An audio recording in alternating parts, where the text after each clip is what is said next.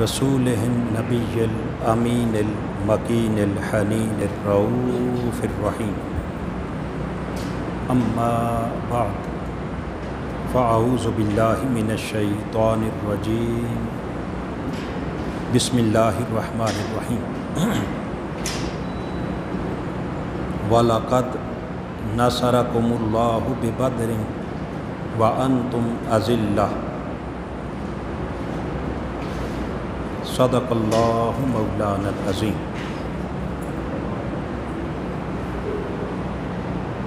معزز و محتشم حاضرین و سامعین، جیسا کہ آپ جانتے ہیں کہ آج ماہ رمضان المبارک کی 17 تاریخ ہے، اور یہ 17 رمضان کا دن تاریخی اعتبار سے بڑی اہمیت کا حامل دن ہے۔ اس دن کو خالق کائنات نے قرآن مجید میں یوم الفرقان یعنی حق اور باطل کے درمیان واضح فرق کرنے والا دن قرار دیا ہے۔ یہ وہ دن ہے کہ جس میں کفر اور اسلام کی پہلی جنگ، حق اور باطل کا سب سے پہلا معرکہ میدان بدر کے اندر برپا ہوا، اور اس پہلے معرکہ حق و باطل میں خالق کائنات نے اپنی خاص مدد اور نصرت اتار کر تاجدار کائنات صلی اللہ تعالی علیہ وسلم کے غلاموں کو فتح مبین عطا کی، اور اپنی خصوصی مدد کے ذریعے کفر کا سارا غرور اس پہلے معرکہ میں اللہ نے خاک میں ملا دیا۔ یہی وہ خالق کائنات کی خصوصی مدد ہے کہ جس کا ذکر اللہ رب العزت نے سورہ آل عمران کی آیت نمبر 123 کے اندر کیا، اور ارشاد فرمایا وَلَقَدْ نَصَرَكُمُ اللَّهُ بِبَدْرٍ وَأَنْتُمْ أَذِلَّةٌ۔ اے میرے حبیب صلی اللہ تعالی علیہ وسلم کے غلاموں، یقیناً تمہارے رب نے میدان بدر کے اندر تمہاری اس وقت مدد کی جب تم ظاہراً بالکل بے سر و سامانی کے عالم میں تھے۔ وہ بے سر و سامانی کیا تھی، اور اللہ کی طرف سے میدان بدر کے اندر اترنے والی وہ مدد کیا تھی؟ آئیے اس کو جاننے کے لیے تھوڑا سا اس معرکہ بدر کا جو تاریخی پس منظر ہے، اس کا بیک گراؤنڈ، اس کو سمجھنے کی کوشش کرتے ہیں کہ وہ کن حالات کے اندر یہ معرکہ برپا ہوا، اور پھر اس معرکہ میں اللہ پاک نے اپنے حبیب کے غلاموں کی مدد کیسے فرمائی۔ آقا دو جہاں صلی اللہ تعالی علیہ وسلم نے جب سے دعوت توحید اور اعلان توحید کے ذریعے اہل مکہ کو اپنے رب کی طرف بلانے کی کوشش کی، اس پہلے ہی دن سے تمام اہل مکہ بالعموم اور سرداران قریش بالخصوص آقا دو جہاں صلی اللہ تعالی علیہ وسلم کی جان کے دشمن ہو گئے۔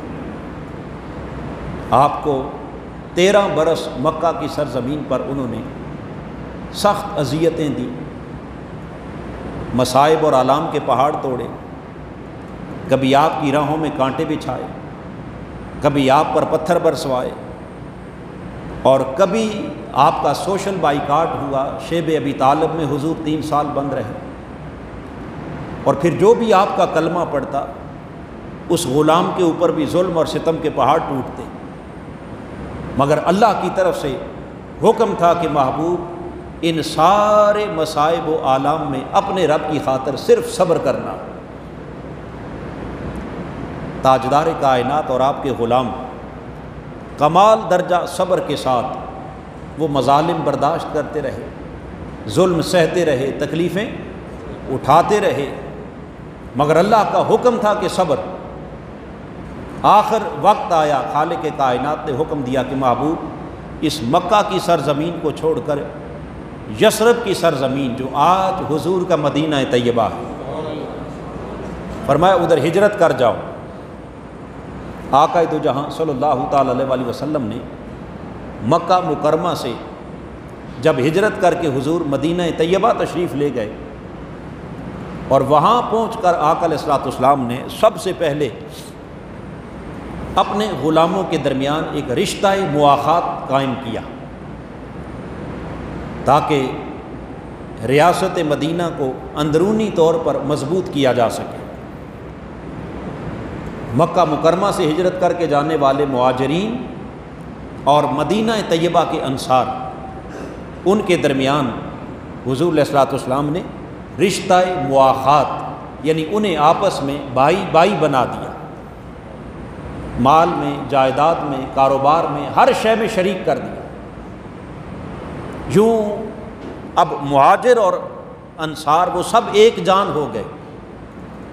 رہ گیا مدینہ کے باہر کا ماحول، تو وہاں کے جو یہود قبائل تھے، شہر مدینہ کے رہنے والے اور مدینہ کے گرد و نواح میں رہنے والے، تاجدار کائنات نے سیکنڈلی ان یہود قبائل کے ساتھ صلح اور امن کے معاہدے کر لیے، اور ان معاہدوں میں یہ طے پایا کہ جو ان کا دشمن ہوگا وہ حضور علیہ الصلوۃ والسلام کا دشمن قرار پائے گا، اور جو حضور کا دشمن ہوگا وہ ان کا یعنی یہود کا بھی دشمن قرار پائے گا۔ لہذا امن، صلح اور یکجہتی کے یہ جو معاہدے ہوئے، ان کے نتیجے میں تاجدار کائنات صلی اللہ تعالی علیہ وسلم نے سرزمین مدینہ کے اوپر جو پہلی اسلام کی ریاست قائم کی، وہ ریاست اندرونی اور بیرونی ہر قسم کے خطرات سے محفوظ ہو۔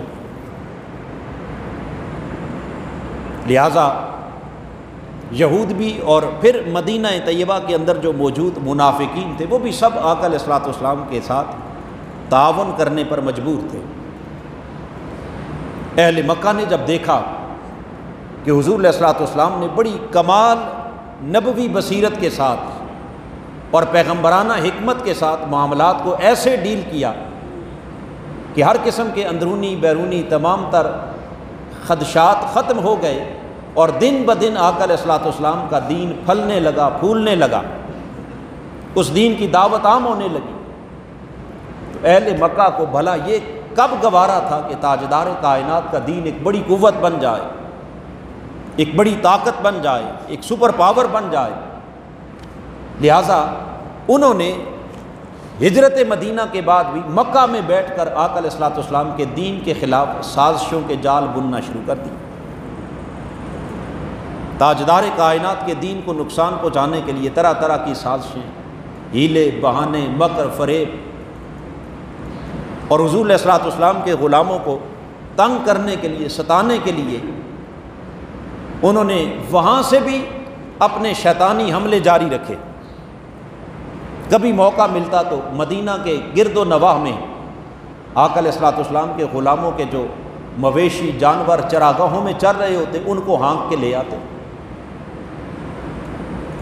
کبھی آقا علیہ الصلوۃ والسلام کے چند غلام اگر آپ ان کو اہل مکہ کو کہیں اکیلے ملتے تو ان سے ان کا مال لوٹ لیتے، کوئی شخص تنہا ملتا تو اس کے اوپر جبر کرتے، تشدد کرتے۔ الغرض انہوں نے کئی طرح کی کاروائیاں شروع کر دی حضور علیہ الصلوۃ والسلام کے غلاموں کو مرغوب کرنے کے لیے، اور دوسری طرف انہوں نے اندرون خانہ مدینہ کے یہود کے ساتھ بھی اپنے رابطے شروع کر دیے تاکہ آقا علیہ الصلوۃ والسلام کی اس ریاست مدینہ کو کمزور کیا جائے۔ تاجدار کائنات نے تمام حالات کا گہری نظر کے ساتھ جب مطالعہ کیا، آپ نے دیکھا کہ اگر یہ سازشیں اسی طرح کامیاب ہوتی رہیں تو خدا نہ کرے وہ وقت آ جائے کہ مدینہ کی یہ نوزائیدہ ریاست یہ ہمیشہ ہمیشہ کے لیے ختم ہو جائے اور اسلام کا نام و نشان مٹ جائے اور کفر کا پھر سے تسلط قائم ہو جائے۔ سو آقا علیہ الصلوۃ والسلام نے اپنے غلاموں سے فرمایا کہ ہم کفر کے ان حملوں کو روکنے کے لیے اللہ کی طرف سے عطا کردہ جو نبوی بصیرت ہے اس کے مطابق ہم بھی کوئی اپنی حکمت عملی تیار کرتے ہیں، اور اس کے لیے آقا علیہ السلام نے فرمایا کہ سب سے بہتر حکمت عملی یہ ہے کہ اہل مکہ ان کی جو تجارتی شاہراہ ہے، کیونکہ کسی بھی قوم کے اندر جو ریڑھ کی ہڈی ہوتی ہے وہ اس کی معیشت ہوتی ہے، اس کی مالی پوزیشن ہوتی ہے، اس تجارتی شاہراہ پر اگر ہم اپنا تسلط قائم کر لیتے ہیں اور جب وہ مالی طور پر اپنے آپ کو خطرے میں محسوس کریں گے تو یقیناً پھر ان کی سازشوں کے تمام جال توڑنے میں اور اپنی اس ریاست مدینہ کو کامیابی کے ساتھ منزل کی طرف لے جانے میں ہم یقیناً کامیاب ہو جائیں۔ لہٰذا تاجدار کائنات صلی اللہ تعالیٰ علیہ وآلہ وسلم نے فیصلہ یہ فرمایا کہ اہل مکہ کی جو تجارتی شاہراہ بحر احمر کے کنارے کنارے جو یمن سے ہوتی ہوئی شام تک جاتی تھی، اور اس شاہراہ کے اوپر اہل مکہ کے اور اہل طائف کے تمام تجارتی قافلے وہیں سے گزرتے تھے، اور بعض مورخین نے لکھا کہ ایک ایک وقت کے اندر 2,000 لدے ہوئے ساز و سامان سے اونٹ اس راستے سے گزرتے تھے، جن کے اوپر بعض مغربی مورخین نے لکھا کہ کم و بیش کوئی 2.5 لاکھ پاؤنڈ کی تجارت ہوتی تھی، اور اس میں اہل مکہ شریک ہوتے تھے، اہل طائف شریک ہوتے تھے۔ آقا علیہ الصلوۃ والسلام نے فرمایا کہ جب تک ان کی اس جو معیشت ہے اور ان کی جو تجارتی شاہراہ ہے اور ان کی جو شاہراہ ہے، جب تک اس کے اوپر ہاتھ مضبوط نہیں ہوگا اس وقت تک یہ بدبخت اپنی سازشوں سے باز نہیں آئیں۔ لہٰذا تاجدار کائنات صلی اللہ تعالیٰ علیہ وآلہ وسلم کو 2 ہجری رمضان المبارک کے مہینے میں اطلاع ملی کہ اہل مکہ کا ایک بہت بڑا تجارتی قافلہ جو ابو سفیان کی قیادت میں شام سے اپنا بہت تجارتی سامان لے کر واپس مکہ کی طرف آ رہا۔ یہ رمضان المبارک کا مہینہ تھا اور سن 2 ہجری تھی، ہجرت کا دوسرا سال تھا۔ آقا دو جہاں صلی اللہ تعالیٰ علیہ وآلہ وسلم نے فرمایا اپنے غلاموں سے کہ چلیں، آج اگر ہم ان کے اس تجارتی قافلے کا راستہ روکنے پر کامیاب ہو گئے تو یقیناً ان کی سازشیں ہمیشہ ہمیشہ کے لیے اپنا دم توڑ جائیں۔ اس کے لیے حضور علیہ الصلوۃ والسلام نے اس شاہراہ کے ارد گرد جو قبائل بستے تھے پہلے ان کے ساتھ معاہدے کیے، ان کو بھی ساتھ ملا لیا، اور مدینہ طیبہ سے آپ اپنے ساتھ 313 غلاموں کو لے کر چل پڑے۔ اب وہ جو اتنا عظیم تجارتی قافلہ تھا اور اس قافلے کے اندر تمام اہل مکہ کی انویسٹمنٹ اس میں موجود تھی، اور ایک تاریخی روایت کے مطابق کوئی 50,000 پاؤنڈ کا سامان تھا اس میں، جس میں تمام اہل مکہ شریک تھے۔ ابو سفیان کو اندیشہ لائق ہوا کہ کہیں حضور علیہ الصلوۃ والسلام کے غلام اس قافلے پر حملہ آور نہ ہو جائیں، سو اس نے خدشے کے پیش نظر پہلے ہی ایک شخص کو اجرت دے کر مکہ بھجوا دیا، اور اس نے کہا کہ جا کے اہل مکہ کو بتا دوں کہ تمہارا جو تجارتی سامان آ رہا تھا محمد عربی صلی اللہ تعالیٰ علیہ وآلہ وسلم کے غلاموں نے حملہ کر کے وہ سارا مال ہم سے لوٹ لیا۔ اگرچہ یہ خبر تو اس میں صداقت نہیں تھی، جھوٹی تھی، مگر وہ جو اس کا ایلچی تھا ابو سفیان کا، وہ اپنے اس جاہلانہ رسم کے مطابق وہ بھاگتا ہوا گھوڑا دوڑاتا ہوا جب پہنچا سرزمین مکہ پر، تو اس نے اپنی سواری کے کان چیر دیے،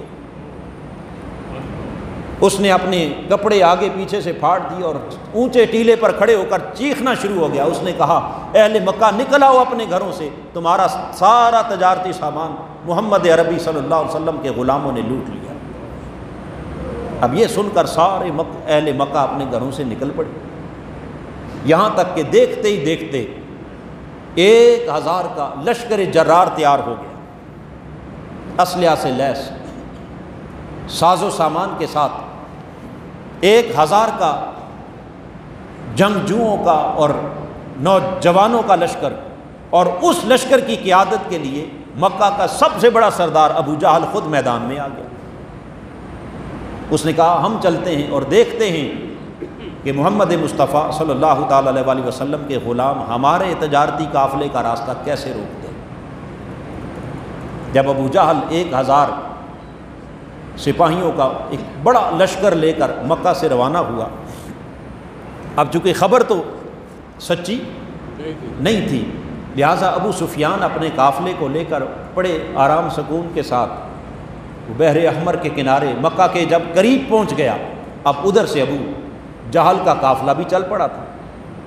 راستے میں ان کو اطلاع ہو گئی کہ ہمارا تجارتی قافلہ تو بخیر و عافیت اپنے وطن واپس پہنچ رہا ہے۔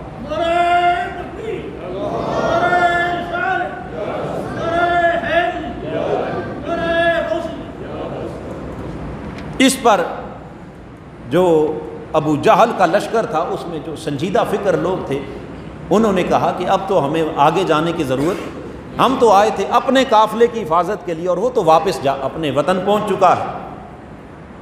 لیکن کچھ جو جذباتی جوان تھے اور خاص طور پر ابو جہل نے کہا کہ کوئی بات نہیں، اگر ہمارا قافلہ واپس بھی جا چکا ہے اب ہم واپس نہیں جائیں گے۔ ان کا غرور تھا، نخوت، تکبر۔ انہوں نے کہا اتنا بڑا ہم لشکر تیار کر کے لائے ہیں، آج ہم اگرچہ ہمارا قافلہ بچ کے آ گیا ہے مگر محمد عربی صلی اللہ تعالی علیہ وسلم کے غلاموں کو نہیں چھوڑیں گے۔ انہوں نے کہا ان کے گھر میں جا کر ان کے اوپر اٹیک کریں گے اور ہمیشہ ہمیشہ کے لیے اسلام کا نام صفحہ ہستی سے مٹا کے واپس آئیں گے۔ یہ ناپاک ارادہ لے کر ادھر ابو جہل 1000 کا قافلہ لے کر جب چلا اور ادھر تاجدار کائنات صلی اللہ تعالی علیہ وسلم 313 غلاموں کے ساتھ مدینہ کی بستی سے پہلے ہی باہر آ چکے تھے، اور ابھی وہ کسی بڑے لشکر کے ساتھ جنگ کے ارادے سے نہیں نکلے تھے، وہ تو صرف اس تجارتی قافلے کا راستہ روکنے آئے تھے کہ تاکہ کم سے کم ان کی جو اسلام کے خلاف ہونے والی سازشیں ہیں ان کا زور توڑا جا سکے۔ ابھی کسی بڑی جنگ کا ارادہ نہیں تھا، مگر اچانک ادھر سے جنگ مسلط ہو گئی، 1000 کا لشکر چل پڑا، اور آقا علیہ الصلوۃ والسلام کو جب اطلاع ہوئی تو حضور علیہ الصلوۃ والسلام نے اپنے غلاموں کو بٹھا لیا اور ان کے ساتھ ایک مجلس مشاورت قائم کی، اور وہاں بٹھا کر آقا علیہ الصلوۃ والسلام نے ساری صورتحال ان کے سامنے رکھی کہ ہم کس مقصد کے لیے نکلے تھے اور کفار مکہ کس ارادے سے آ رہے ہیں۔ یہ سب کچھ ان کے سامنے رکھ کر آقا علیہ السلام نے فرمایا میرے غلاموں بتاؤ اب کرنا کیا ہے۔ اس پر سیدنا صدیق اکبر رضی اللہ تعالیٰ عنہ آپ اٹھے، کھڑے ہوئے، عرض کی یا رسول اللہ ہم تو آج کے دن کا انتظار کر رہے تھے، کب وہ لمحہ آئے گا کہ ہم باطل سے ٹکرائیں گے، کفر کو پاش پاش کر کے رکھ دیں گے۔ فاروق اعظم کھڑے ہوئے، یا رسول اللہ میری تلوار تو اس لمحے کی منتظر ہے کہ کب آپ کے دشمنوں کی گردنیں کاٹے۔ مولا علی نے کہا حضور ہماری تلواریں تو گھر میں پڑی پڑی زنگ آلود ہو رہی ہیں، ہم تو آپ کے اشارے کے منتظر ہیں، بس آپ حکم کر دیں آپ کے غلام تن من دن لٹا دیں گے مگر ایک قدم بھی پیچھے نہیں ہٹیں گے، آج کفر اور باطل کا قلع کما کر کے واپس جائیں۔ ادھر حضرت مقداد کھڑے ہوئے اور وہ عرض کرنے لگے یا رسول اللہ، آقا علیہ السلام نے فرمایا آپ بھی کچھ کہنا چاہتے ہیں؟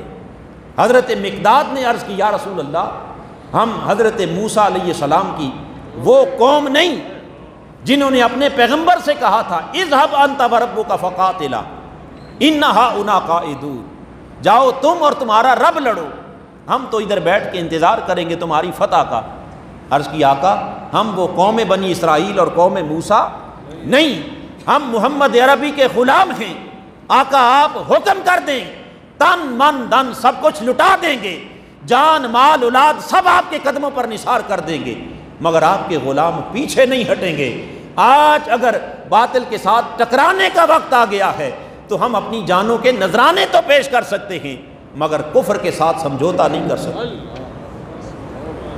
آقا علیہ الصلوۃ والسلام نے اپنا روح سخن انصار مدینہ کی طرف کیا، فرمایا مہاجرین کے تو جذبات آسمان پر ہیں انصار مدینہ تم بھی کچھ بتاؤ۔ حضرت سعد بن معاذ کھڑے ہوئے، عرض کی یا رسول اللہ آپ ہم سے پوچھ رہے ہیں؟ آپ نے فرمایا ہاں آپ ہی سے پوچھتا ہوں۔ عرض کی میرے آقا آپ کے کہنے پر ہم نے آنکھیں بند کر کے بن دیکھے خدا کو مان لیا، آپ کے حکم پر ہم نے اپنی آنکھوں کے سامنے اپنے 360 خداؤں کو ٹھکرا دیا، ہر شے سے لا تعلق ہو گئے، آپ پر ایمان لائے۔ حضور اب ہم سے پوچھتے کیا ہیں؟ مشورہ کس بات کا؟ بس آپ حکم جاری کریں۔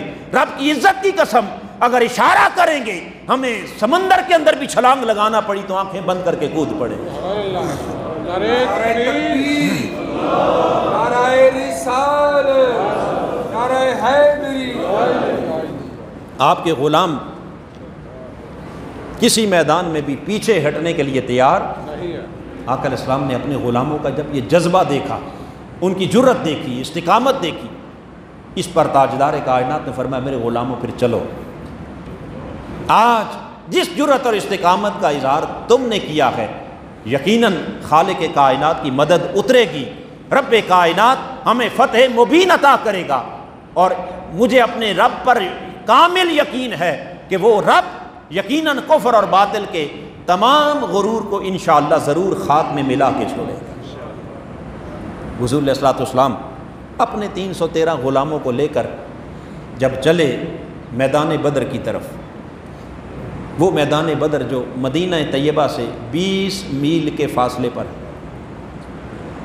جب وہاں پہنچے آقا علیہ الصلوۃ والسلام اپنے غلاموں کے ساتھ، اب ابو جہل کی قیادت میں کفار مکہ کا لشکر وہ پہلے ہی وہاں پہنچ چکا تھا، اور انہوں نے آ کر جتنا ہموار ایریا تھا جنگی اعتبار سے جو موضوع علاقہ تھا اس کے اوپر آ کے قبضہ کر لیا، حتیٰ کہ بدر کے کنووں کے اوپر بھی قبضہ کر لیا، پانی سارا ان کے تسلط میں آ گیا، اپنے خیمے لگا لیے۔ جب آقا علیہ السلام اپنے غلاموں کو لے کر پہنچے تو وہاں سوائے ریت کے ٹیلوں کے لیے ان کے پاس کوئی جگہ نہیں تھی، ادھر 1000 کا لشکر ہے، کنویں بھی ان کے تسلط میں، ہموار ایریے پر بھی ان کے خیمے لگے ہوئے، ادھر صرف 313 ہیں۔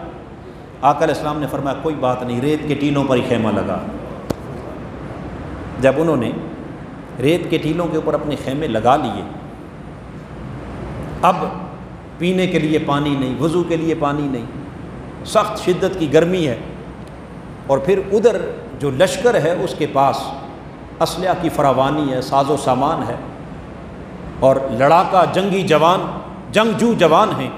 ادھر آقا علیہ الصلوۃ والسلام کے قافلے میں چھوٹے چھوٹے کم عمر بچے، حضرت معاذ جیسے، حضرت معوذ جیسے، اور عبیدہ بن جراح جیسے بوڑھے بزرگ بھی ہیں، اور کل 313 ہیں، اور لڑنے کے لیے صرف 2 گھوڑے ہیں۔ کتنے؟ 2 گھوڑے۔ لڑنے کے لیے 2 گھوڑوں پر لڑنا تھا، اور ادھر کفار کے پاس 100 لڑاکا گھوڑے۔ آپ اندازہ لگا لیں کہ کوئی مقابلے کی ظاہری صورت نظر نہیں آتی، پھر 3 گنا بڑا لشکر ہے۔ تاجدار کائنات صلی اللہ تعالی علیہ وسلم نے فرمایا میرے غلاموں کوئی بات نہیں، آج خیمے لگا لو۔ جب خیمے لگا لیے، حضور علیہ الصلوۃ والسلام کے لیے ایک اونچے ٹیلے کے اوپر ایک عریش، ایک چھپر قائم کیا گیا تاکہ آقا علیہ السلام کو ایک محفوظ مقام پر رکھا جائے، چونکہ کفار کے سارے حملوں کا مرکز محور حضور کی ذات ہوگی، تو سب سے پہلے ہم اپنی قیادت کی حفاظت کریں، اگر حضور ہیں تو ہمارا سب کچھ ہے، اور اگر آقا نہ رہے تو پھر ہمارا۔ آقا علیہ السلام کی حفاظت کے لیے جب وہ خیمہ لگایا گیا، اور اس خیمے پر صحابہ کرام نے مشورہ کیا کہ آقا علیہ الصلوۃ والسلام کی حفاظت کون کرے گا، یعنی سیکیورٹی کے فرائض کون سر انجام دے گا، حضور علیہ الصلوۃ والسلام کا محافظ بن کے، گارڈ بن کے کون کھڑا ہوگا۔ اب حاضرین محترم، یہاں تمام صحابہ کرام جانتے تھے کہ اس سے مشکل جگہ اور کوئی نہیں۔ اس دن آقا علیہ الصلوۃ والسلام کی حفاظت کے لیے سب سے پہلے تلوار اٹھا کر صدیق اکبر کھڑے ہو گئے۔ عرض کی یا رسول اللہ آپ کی حفاظت کے لیے ابو بکر حاضر ہے۔ رات ہو گئی، بلکہ رات سے پہلے خیمے لگوا کر اب اگلے دن 17 رمضان المبارک ہے، کفر کے ساتھ ایک بہت بڑا مارکا بپا ہونے والا ہے۔ ایک دن پہلے حضور علیہ الصلوۃ والسلام نے خیمے لگوانے کے بعد اپنے صحابہ کرام کو ساتھ لیا اور پورے میدان جنگ کا جائزہ لیا، اس کے نشیب و فراز دیکھے اور جنگی حکمت عملی کو تیار کیا۔ اب جب آقا علیہ الصلوۃ والسلام میدان جنگ کا جائزہ لے رہے تھے تو یہاں بڑی خاص روایت توجہ طلب ہے۔ اس دوران ابھی جنگ کل ہونی ہے، لشکر 3 گنا بڑا ہے، اسلحہ کی فراوانی ہے، ادھر بے سر و سامانی ہے، مگر ایک دن پہلے جب حضور میدان میں گھوم کر جائزہ لے رہے تھے تو اپنی چھڑی مبارک کے ساتھ ایک ایک مقام پر حضور رکتے اور وہاں نشان لگاتے اور نشان لگا کے فرماتے ھذا مصرع فلان، ھذا مصرع فلان، غلاموں سن لو، یہاں کل فلاں کافر قتل کیا جائے گا، یہاں کل فلاں کافر کا لاشا تڑپے گا، یہاں کل فلاں سردار کا سر کاٹا جائے گا۔ حضور ایک دن پہلے نشان لگا کر سب کچھ بتا رہے کہ صحابہ کہتے ہیں رب کی عزت کی قسم، اگلے دن جب وہ مارکا بپا ہوا، بڑے بڑے سرداران قریش قتل ہوئے، ان کے قتل کے بعد ہم نے جا کر اس میدان جنگ کا جائزہ لیا، ہم نے دیکھا کہ ایک دن پہلے میرے آقا نے جہاں جہاں نشان لگایا تھا اور جس جس کافر کا نام لیا تھا اس کافر کی موت وہیں واقع ہوئی۔ نعرہ تکبیر، نعرہ رسالت، نعرہ حیدری۔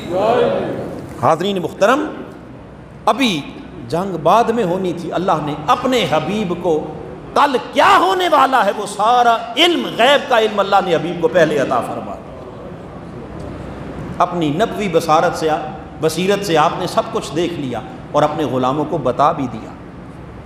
حاضرین محترم، شام ہوئی، آقا علیہ الصلوۃ والسلام اپنے عریش مبارک میں تشریف لے گئے۔ اب صحابہ کرام اپنے اپنے خیموں میں ہیں۔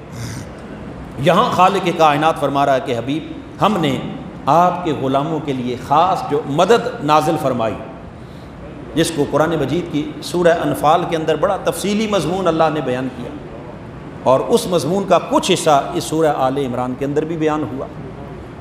یہاں رب کائنات نے 2 طرح کی مدد کا ذکر کیا، بلکہ 3 طرح کی۔ پہلی مدد کیا تھی؟ ایک تو وہ بڑی مدد ہے نا جو فرشتے اتارے، وہ تو سب کو معلوم ہے، مگر آغاز کہاں سے ہوا؟ پہلی مدد رب نے کہا حبیب، چونکہ نشیبی علاقوں کے اندر کفار کا تسلط ہے، کنویں ان کے تسلط میں ہیں، آپ کے غلام پیاسے بیٹھے ہیں اور ریت کے ٹیلوں پر ہیں، ریت کے اندر پاؤں جمتے نہیں ہیں، چل نہیں سکتے، پاؤں کھپ جاتے ہیں، جوتوں میں ریت پڑ جاتی ہے۔ رب کائنات نے پہلی مدد اتاری، شام آئی تو اللہ نے بارش اتار دی، تیز موسلادھار جب بارش آئی تو اس بارش کے ذریعے غلامان مصطفیٰ نے وہاں ریت کے حوض بنا کر پانی سے بھر لیے، خود بھی پیا، اپنے جانوروں کو بھی پلایا، وضو بھی کیا۔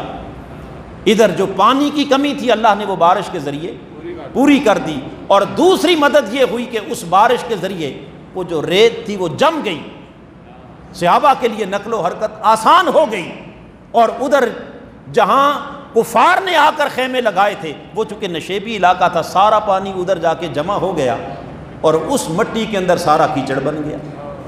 اس کیچڑ میں ان کے لیے چلنا پھرنا، ان کو اللہ نے وہاں پھنسا دیا، اور ان کی مشکل اللہ نے بارش اتار کر یہاں آسان بنا دی۔ یہ پہلی مدد۔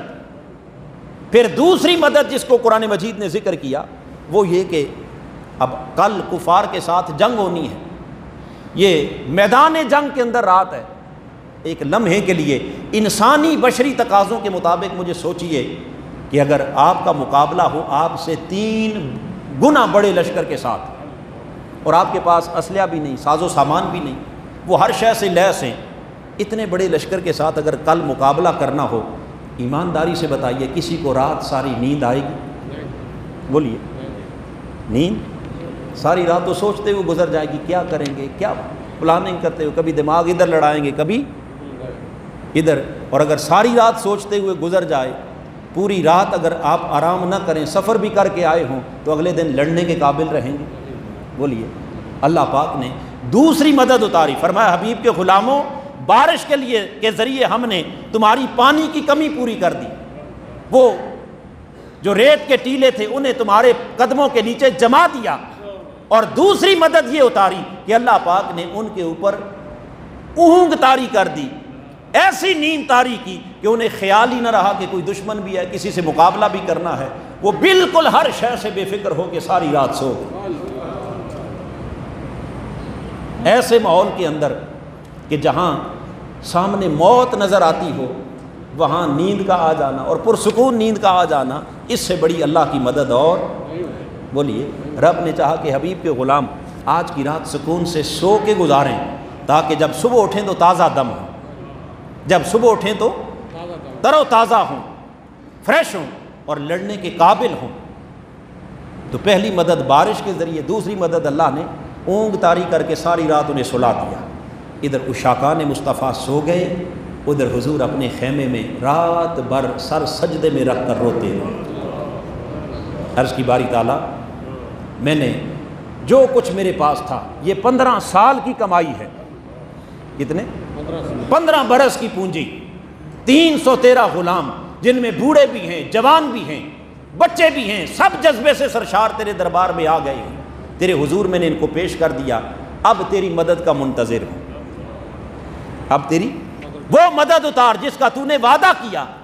آج اگر تیری مدد نہ اتری اور میرے یہ غلام آج یہاں مارے گئے، قتل کر دیے گئے، تو پھر قیامت تک اس روئے زمین پر تیرا نام کون بلند کرے گا؟ پھر کلمہ حق کون بلند کرے گا؟ خالق کائنات نے اپنے حبیب کی فریاد سنی اور رب کائنات نے فرمایا میرے محبوب صلی اللہ تعالی علیہ وسلم اپنے غلاموں کو آج خوشخبری سنا دو۔ کس بات کی خوشخبری؟ آقا علیہ الصلوۃ والسلام صبح سویرے اپنے حجرہ مبارک سے باہر تشریف لاتے ہیں اور سیدنا صدیق اکبر کو آواز دیتے ہیں، فرماتے ہیں ابشر یا ابا بکر، اے ابو بکر صدیق ابھی جاؤ، جا کے میرے غلاموں کو خوشخبری سنا دو۔ یا رسول اللہ کس بات کی خوشخبری؟ فرمایا جا کر میرے غلاموں سے کہہ دو کہ آج خالق کائنات نے اپنی مدد اور نصرت نازل کرنے کا مجھ سے وعدہ فرما لیا ہے۔ وہ اللہ کی مدد اور نصرت کیا تھی؟ اس کو رب کائنات نے قرآن مجید کی سورہ الانفال اس کی آیت نمبر 8 میں بیان کیا اور ارشاد فرمایا اذ تستغیثون ربکم فاستجاب لکم انی ممدکم بألف من الملائکۃ مردفین۔ فرمایا میرے حبیب اپنے غلاموں سے کہہ دو کہ جب تم میری بارگاہ میں فریاد کر رہے تھے، مدد مانگ رہے تھے، فاستجاب لکم، اللہ نے تمہاری فریاد کو سن لیا، تمہاری دعاؤں کو قبول کر لیا، اور دعا قبول کر کے خالق کائنات نے فرمایا انی ممدکم بألف من الملائکہ، اے میرے حبیب کے غلاموں غم نہ کرو، ہم 1000 فرشتوں کی فوج اتار کر تمہاری آج مدد فرما رہے ہیں۔ کتنے فرشتوں کی فوج؟ بولیے 1000 فرشتوں کی فوج۔ اب یہاں خالق کائنات نے 1000 کا ذکر کیا اور قرآن مجید کی سورہ آل عمران کے اندر رب کائنات نے پھر 1000 کے بعد 3000 کا ذکر کیا۔ کتنے؟ بولیے 3000 کا۔ فرمایا حبیب کے غلاموں اگر 1000 سے کام نہ چلا تو ہم 3000 بھیج دیں گے۔ اور پھر 3000 فرشتوں کی جب خوشخبری آ گئی، اتنے میں وہاں میدان جنگ کے اندر ایک خبر گونجی کہ اہل مکہ، قریش مکہ کی مدد کے لیے ایک بڑا قافلہ مکہ سے اور چل پڑا ہے، ایک بڑا قافلہ آ رہا ہے کفار کی مدد کے لیے۔ غلامان مصطفیٰ تھوڑے سے گھبرا گئے۔ خالق کائنات نے فرمایا حبیب اپنے غلاموں سے کہہ دو کہ گھبرانے کی ضرورت نہیں، کوئی بات نہیں، ہم نے 1000 کی بات کی تھی، پھر تیرے غلاموں کے لیے 3000 کا وعدہ کیا تھا، اور اگر اب بھی تم سمجھتے ہو کہ کفار کی مدد کے لیے لشکر آ رہا ہے تو خالق کائنات نے فرمایا اے میرے حبیب کے غلاموں بلا ان تصبروا، کوئی بات نہیں، کفر کے سامنے اگر تم نے صبر سے کام لیا، ڈٹے رہے، حق پر ثابت قدم رہے، تو یاد رکھ لو کہ خالق کائنات تمہاری مدد کے لیے 1 نہیں 3 نہیں بلکہ رب کائنات نے فرمایا ھذا یمددکم ربکم بخمسۃ آلاف من الملائکۃ مصومین، تمہارا رب تمہاری مدد کے لیے 5000 فرشتوں کا اور لشکر بھیجنے کے لیے تیار ہے۔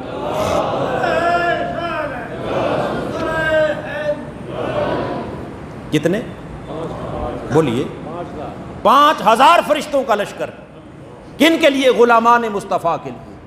قربان جائیں، پہلے 1000، پھر 3000، پھر 5000، اور 5000 بھیج کر بھی دیکھا کہ یہ فرشتے، ان کی آمد سے صحابہ کے حوصلے تو یقیناً بلند ہوں گے، انہیں اپنے ساتھ لڑتا دیکھ کر، مگر محبوب کا حوصلہ بھی تو بلند کرنا ہے. یہ فرشتے تو سب حضور کے غلام ہیں، بھلا ان سے محبوب کا حوصلہ کیوں کر بلند ہو سکتا ہے؟ رب نے کہا حبیب کوئی بات نہیں، ان فرشتوں کے ذریعے صحابہ کے حوصلے بلند ہوں گے، رہ گئی تیری ذات. رب نے ملائکہ کو حکم دیا وَإِذْ يُوحِي رَبُّكَ إِلَى الْمَلَائِكَةِ أَنِّي مَعَكُمْ، فرمایا فرشتوں آج جاؤ میدان بدر میں، تمہیں 5000 کا لشکر بھی بھیج رہا ہوں، اور صرف تمہیں نہیں، انی معکم، میں خود بھی اپنے محبوب کی مدد کے لیے آج میدان بدر میں جا رہا ہوں.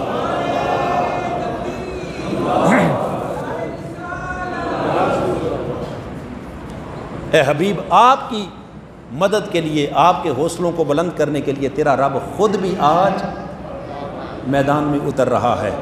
ارے جہاں ہزاروں ملائکہ کی فوج آئے اور جہاں خود خدا کی اپنی مدد اور نصرت آ جائے، وہاں پھر اس کا مقابلہ دنیا کی کوئی طاقت بولیے کر نہیں سکتی. نتیجہ یہ ہوا اس مدد کا کہ کفر کے بڑے بڑے سرغنے، جن کو اپنی طاقت پر بڑا ناز تھا، بڑا غرور تھا، بڑا تکبر تھا، ابو جہل جیسے سردار، معاذ اور معوذ جیسے 2 کم سن چھوٹے بچوں کے ہاتھوں اللہ نے اس کو واصل جہنم کر دیا. امیہ بن خلف جو ساری زندگی حضرت بلال حبشی پر ظلم کے پہاڑ توڑتا رہا، اس بدبخت کو خود بلال حبشی نے جہنم واصل کر دیا. سرداروں کی لاشیں بکھرے پڑے ہیں، کہیں عتبہ ہے، کہیں شیبہ ہے، کہیں ولید بن مغیرہ ہے، کہیں ابو جہل ہے، کہیں امیہ بن خلف ہے. یوں ان کے بڑے بڑے 70 سردار واصل جہنم ہوئے، اور 70 لوگوں کو قیدی بنا کر مدینہ لایا گیا. کتنے لوگوں کو؟ 70 لوگ قیدی ہوئے، اور 70 سرداروں کو اس میدان جنگ کے اندر واصل جہنم کیا گیا. یہ تھی اللہ کی وہ مدد جس کا ذکر خالق کائنات نے قرآن مجید میں کیا. فرمایا میرے حبیب وَلَقَدْ نَصَرَكُمُ اللَّهُ بِبَدْرٍ، آپ کے رب نے میدان بدر میں اس وقت آپ کی مدد کی جب آپ بالکل بے سر و سامان تھے. کیا تھے؟ بے سر و سامان تھے. حاضرین محترم، اللہ کی اس مدد کے لیے چونکہ غلامان مصطفیٰ کا وہ کردار کہ جن میں اللہ کی عبادت، اللہ کی بندگی، زہد، ورع، تقوی، طہارت، حضور علیہ السلام کی غلامی اور حق کی خاطر تن من دھن سب کچھ لٹا دینے کا جذبہ، یہ سارا وہ کردار تھا غلامان مصطفیٰ کا کہ جس کے باعث اللہ پاک نے اتنی عظیم مدد اتاری کہ کفر کا سارا غرور خاک میں مل گیا. اور یہ دن یوم فرقان، حق اور باطل میں واضح فرق کرنے والا دن بن گیا. یہاں یہ بات در حقیقت خالق کائنات کا یہ اعلان کہ ہم نے تمہاری اس وقت مدد کی جب تم بے سر و سامان تھے. اللہ پاک قیامت تک حضور کے غلاموں کو اس حقیقت کے ذریعے یہ سمجھانا چاہتا ہے کہ غلامان مصطفیٰ تمہاری کامیابی کا راز اللہ کی مدد پر ہے. تمہاری ظاہری طاقت پر، تمہاری ظاہری شان و شوکت پر نہیں، بلکہ کامیابی کا راز اللہ کی مدد. اور اللہ کی مدد کے لیے ضروری ہے کہ اپنا کردار وہ بناؤ جو بدر میں حضور کے صحابہ کردار لے کے آئے. علامہ نے کہا نا، فضائے بدر پیدا کر، فرشتے تیری نصرت کو اتر سکتے ہیں گردوں سے قطار اندر قطار. اب بھی وہ کردار کیا تھا؟ ایک جذبہ جانثاری تھا، تن من دھن سب کچھ قربان کر دینے کا جذبہ تھا، اور دوسری طرف اللہ کی عبادت، اللہ کی بندگی. 17 رمضان روزے کی حالت میں غلامان مصطفیٰ کھڑے ہیں. آقا نے فرمایا آج دشمن سے مقابلہ ہے، غلاموں افطار کر دو. کیا کر دو؟ روزہ افطار کر دو. حضور فرما رہے ہیں مگر کوئی شخص روزہ افطار کرنے کے لیے تیار نہیں ہے، وہ ڈٹے کھڑے ہیں. آقا نے دیکھا کہ کوئی بھی جب افطار کرنے کے لیے تیار نہ ہوا، آقا خود اپنے گھوڑے پر بیٹھ کر سب کے سامنے کھجور توڑ کر پہلے اپنے منہ میں ڈال دیا. فرمایا پہلے میں اپنا روزہ افطار کرتا ہوں. حضور کو دیکھ کر ان غلاموں نے افطار کیا. یعنی روزے کے ساتھ، عبادت کے ساتھ، بندگی کے ساتھ کتنی محبت، کمال، لگن دیکھیے۔ آج حاضرین محترم عشق مصطفیٰ کا ہم نام لیتے ہیں، غلامی رسول کی بات کرتے ہیں، نہ عبادت ہے، نہ بندگی ہے، نہ رمضان کا حیا ہے، نہ اللہ کی نماز کا ہمیں کوئی پاس ہے، اور نہ ہی ہمارے اندر وہ کردار، جھوٹ بھی ہے، دجل بھی ہے، دھوکہ بھی ہے، فراڈ بھی ہے، ملاوٹ بھی ہے، اور پھر ساری چیزوں کے ساتھ نعرہ ہے عشق مصطفیٰ کا، غلامی مصطفیٰ کا، اور انتظار کرتے ہیں کہ اللہ کی مدد آئے۔ بولیے، اللہ کی مدد کے لیے ضروری ہے کہ وہ کردار، اللہ کی بندگی کا، حضور کی غلامی کا وہ رنگ ظاہر اور باطن پہ چڑھ جائے تو پھر یقیناً اللہ کی مدد اترتی ہے، اور جب اللہ کی مدد آتی ہے تو دنیا کی کوئی طاقت پھر اس کا مقابلہ نہیں کر سکتی۔ یہ معرکہ بدر ہمیں اس بات کا پیغام دے رہا ہے کہ آئیے، اگر آج بھی چاہتے ہیں کہ اللہ کی مدد آئے تو حاضرین محترم ہم سب سے پہلے اپنے کردار کو بدری صحابہ کے کردار جیسا بنا لیں، ان کے کردار کی کچھ جھلک، اپنے کردار کی اصلاح کریں، اپنے احوال کی اصلاح کریں، اور اس اصلاح کے لیے اس رمضان سے بہتر مہینہ اور اس سے اچھا موسم اور کوئی نہیں۔ یہ بہترین موقع ہے، اللہ نے ہمیں اپنے اخلاق سنوارنے کے لیے، کردار سنوارنے کے لیے، شخصیت سنوارنے کے لیے، عبادت اور بندگی کے لیے، گناہ بخشوانے کے لیے اور نیکی کے راستوں پر چلنے کے لیے یہ جو مہینہ عطا کیا۔ اگر آج ہم خود سنور گئے تو یقیناً اللہ کی مدد آج بھی اتر سکتی ہے، اتر سکتے ہیں گردوں سے قطار اندر قطار ربی۔ آج بھی خدا ملائکہ بھیج کر اپنے حبیب کے غلاموں کی مدد فرما سکتا ہے، اس کے دربار میں کوئی کمی نہیں۔ کمی ہے تو کس کی طرف سے؟ ہماری طرف سے۔ رب کائنات ہم سب کو وہ غلامان مصطفیٰ کا حقیقی کردار ادا کرے کہ جس کے باعث ہمیشہ کے لیے اسلام کا جھنڈا سر بلند ہو جائے۔ آمین وما علینا الا